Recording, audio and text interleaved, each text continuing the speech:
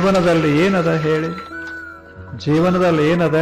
ದುಡಿಯೋದದ, ಒಂದಿಷ್ಟು ಗಳಿಸೋದದ, ಉಣ್ಣೋದದ, ತಿನ್ಸೋದದ, ಉಣಿಸೋದದ, ಮಸ್ತಾಗಿ ಇರೋದದ, ಹಾಡಿ ಹಾಡಿ ಹೋಗೋದದ. ಇನ್ನೇನು ಮಾಡೋರದಿರಿ? ಯಾರು ಏನು ಮಾಡ್ತಾರ ಹೇಳಿ? ಬಹಳಷ್ಟು ಮಾಡಿ ಇಟ್ರಿ ಅಂತ ತಿಳ್ಕೊಳ್ಳೋ, ಒಂದು ಪೆಟ್ಟಿಗೆ ಒಳಗೆ ಹಾಕಿ 1 ಟನ್ ಬಂಗಾರ ಹಾಕಿ ನೆಲದಾಗ ಇಟ್ರೆ ಅದೇ ಅಲ್ಲಿಟ್ಟಿತ್ತು, ಇಲ್ಲಿಟ್ಟ ವಾದ ಅಷ್ಟೇ. ಅದು ಅಲ್ಲಿತ್ತು ಮೊದಲು, ತಂದು ಇಲ್ಲಿಟ್ಟುಕೊಂಡ. ಇಷ್ಟು ಬಿಟ್ರೆ ಇನ್ನೇನು ಮಾಡ್ತಾನ ಹೇಳಿ? ಬಂದಿದ್ದ ಯಾವುದು? ಉಂಡಿದ್ದೇ ಖರೆ, ಉಣಿಸಿದ್ದೇ ಖರೆ. ಉಂಡದ್ದೋ ತೃಪ್ತಿ, ಉಣಿಸಿದ್ದೋ ಧರ್ಮ.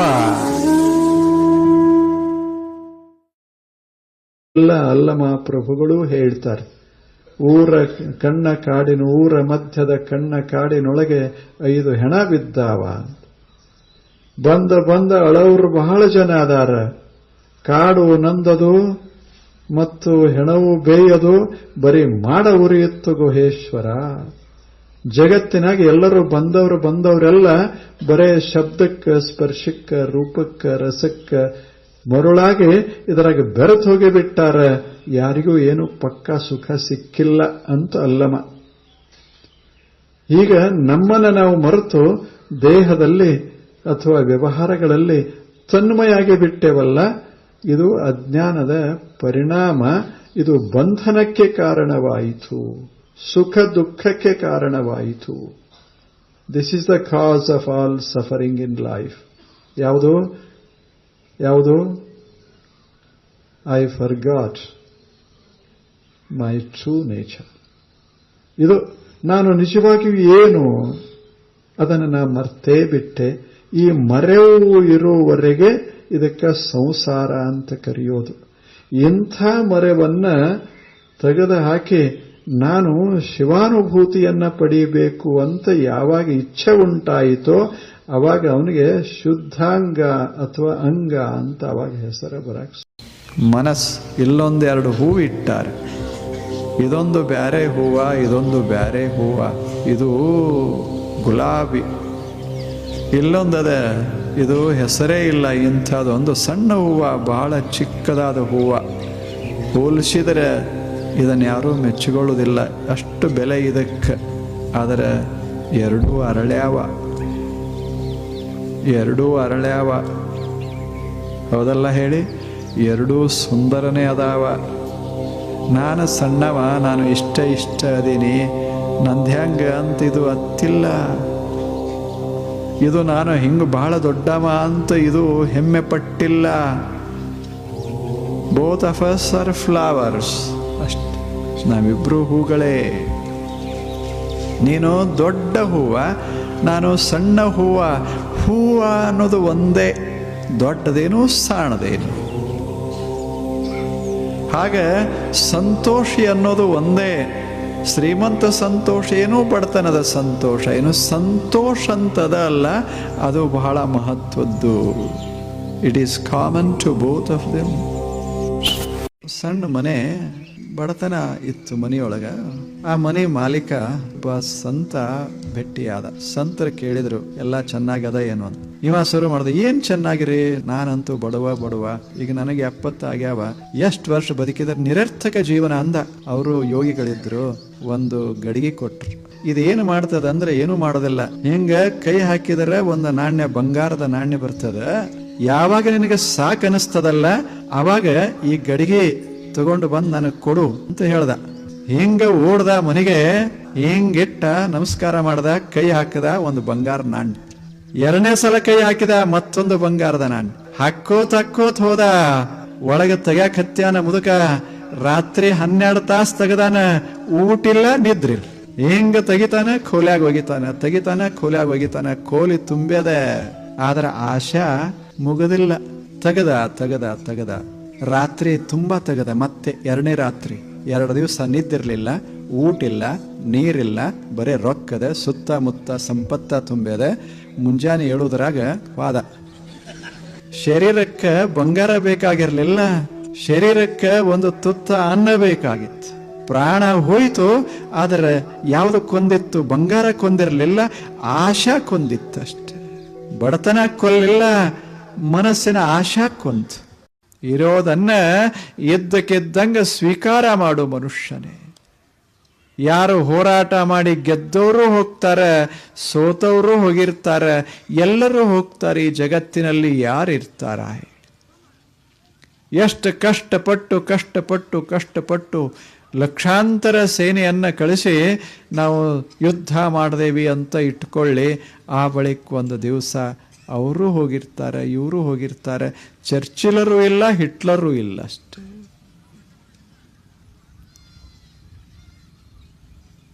ಹಾಗೆ ಆಗೋದು. ಪಾಂಡವರು ಎಲ್ಲ ಮಾಡಿ ಸಿಂಹಾಸನ ಮೇಲೆ ಕೂತರು. ಬಹಳ ಕಷ್ಟಪಟ್ಟರು ಆ ಸಿಂಹಾಸನ ಏರ್ಲಿಕ್ಕೆ. ಎಷ್ಟು ದೊಡ್ಡ ಯುದ್ಧ ಮಾಡಿದರು. ಒಂದು ದಿವಸ ಅಲ್ಲಿ ಗದ್ದಿಗೆ ಮೇಲೆ ಅಭಿಮನ್ಯುವಿನ ಮಗನನ್ನು ಕುಂಡ್ರಿಸಿ ಹೊರಟರು.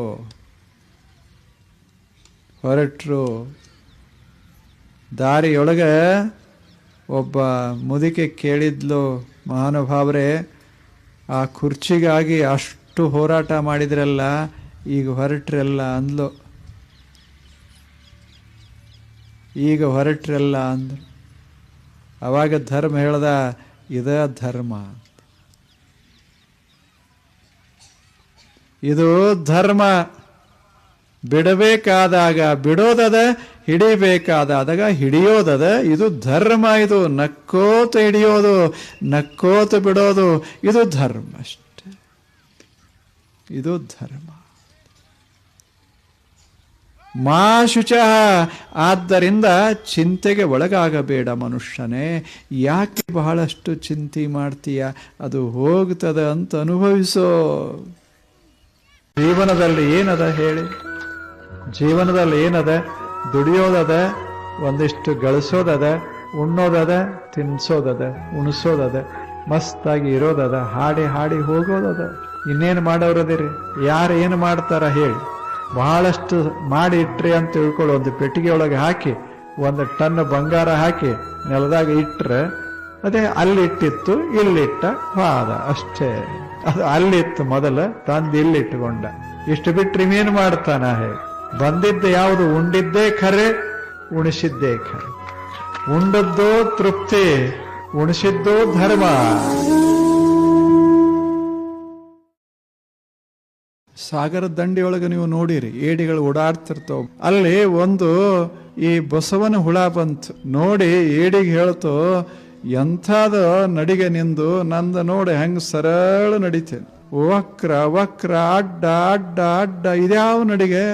ನನಗೆ ಒಂದು ವೇಳೆ ನಿನ್ನ ಪರಿಸ್ಥಿತಿ ಬಂದಿದ್ರೆ ಒಂದು ದಿವಸ ಬದುಕ್ತಿರ್ಲಿಲ್ಲ ಅಂತು ಬಸವನ ಹುಳ.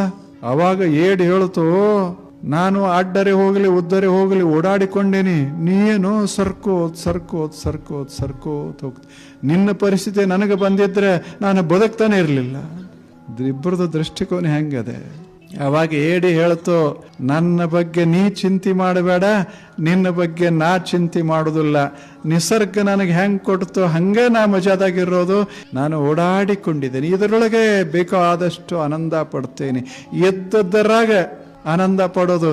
ನಿನಗೇನದ ಅದರಾಗ ನೀನು ಸಂತೋಷದಿಂದ ಬದುಕು, ನನಗೇನದ ಅದರೊಳಗೆ ನಾನು ಸಂತೋಷದಿಂದ ಬದುಕ್ತೇನೆ. ನಾವು ಎದ್ದದ್ದರಲ್ಲೇ ಲಿಂಗದ ಆಣತೆಗೆ ಬಂದುದು. ಏನು ದೇವರು ನಮಗೆ ಒಂದಿಷ್ಟು ಕೊಟ್ಟ, ಅದರಾಗ ಏನು ಕೊಟ್ಟ, 10,000 ಕೊಟ್ರೆ 10,000, ಲಕ್ಷ ಕೊಟ್ರೆ ಲಕ್ಷ, ಇಲ್ಲಿಗೆ ಸ್ವಲ್ಪ ಕಡಿಮೆ ಕೊಟ್ರೆ ಕಡಿಮೆ. ಇದ್ದದ್ದರಾಗ ಅದರ ಅರ್ಥ ಹೆಚ್ಚಿಂದ ಗಳಿಸಬಾರದಂತಲ್ಲ. ಈ ಕ್ಷಣ ಎಷ್ಟದ ಅಷ್ಟ್ರಾಗ ಅಸಮಾಧಾನ ಪಡಬಾರದು. ಈ ಕ್ಷಣ ಲಿಂಗದ ಆಣತಿಗೆ ಬಂದುದ ಕೈ ಕೊಂಬುದೇ ವ್ರತ. ಏನು ಸಹಜವಾಗಿ ನಮ್ಮ ತಟ್ಟೆಗೆ ಬಂತೋ ಅದನ್ನ ಸ್ವೀಕಾರ ಮಾಡೋದಕ್ಕೆ ವ್ರತ. ನಮ್ದು ಬಂಗಾರ ತಟ್ಟೆ ಇರ್ಲಿಕ್ಕಿಲ್ಲ, ಆದರೆ ನಮ್ಮ ಪಾಲಿಗೆ ನಮ್ಮ ಟೇಬಲ್ ಮ್ಯಾಗ ಈ ಜಗತ್ತ ನಮಗೆ ಹರಿವಾಣ ಇಟ್ಟದಂತ ತಿಳ್ಕೊಳ್ಳಿ, ಅಥವಾ ಒಂದು ಪರಿಯಾಣ ಇಟ್ಟದಂತ ತಿಳ್ಕೊಳ್ಳಿ. ಅದರಲ್ಲೇ ಆನಂದವಾಗಿ ಊಟ ಮಾಡೋದೇ ವ್ರತ. ಇದನ್ನ ಬಿಡೋದು ಹಿಡಿಯೋದು ವ್ರತ ಅಲ್ಲ. ಏನು ಬಂತೋ, ಜಗತ್ತು ಏನು ಕೊಟ್ಟತೋ, ನಿಸರ್ಗ ದೇವತೆ ನಮ್ಮ ತಟ್ಟೆಗೆ ಏನು ಇಕ್ಕುತ್ತೋ ಅದನ್ನ ಪ್ರೇಮದಿಂದ ಸ್ವೀಕಾರ ಮಾಡೋದಕ್ಕೆ ವ್ರತ. ನಮ್ಮ ಮನೆ ಸಾಣದಿರಬಹುದು, ನಕ್ಕೋತಿರೋದು. ಮನೆ ದೊಡ್ಡದಿರಬಹುದು, ಆಗ್ಲೂ ನಕ್ಕೋತಿರೋದು. ಅದು ಪ್ರಸಾದ, ವ್ರತ.